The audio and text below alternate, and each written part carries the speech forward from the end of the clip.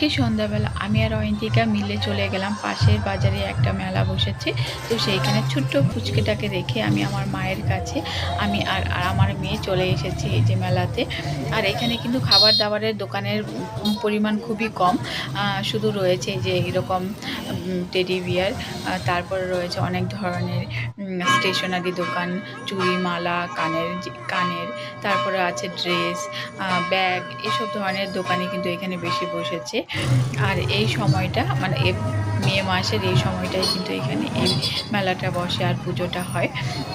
আমরা কিন্তু খুব ভালো মতো করে চারিদিক ঘুরে ফিরে দেখছিলাম। আর এই যে এখানে একটা সুন্দর ব্যাগের দোকান আছে। আমি কিন্তু গতকাল এসেছিলাম আর সেই সময় একটা ব্যাগ নিয়ে গিয়েছিলাম, আর মার জন্যও একটা ব্যাগ নিয়েছি।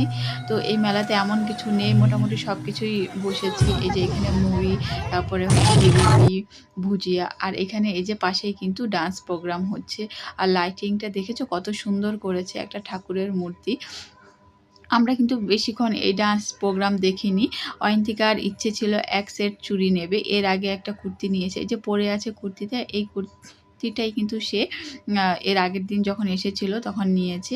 আর সে কিন্তু চারিদিক ঘুরে ঘুরে শুধু চুড়ির সেটই দেখছিল, কোনোটাই তার সেরকম মনের মতো পছন্দ হচ্ছিল না। আর আমিও কিন্তু তাকে বলে নিচ্ছি যে তাড়াতাড়ি কর, বাড়ি যেতে হবে না, তা না হলে ভাই কান্না করবে। তো আমি ওইখানে এর ফাঁকে একটা ড্রেসও দেখে নিচ্ছিলাম।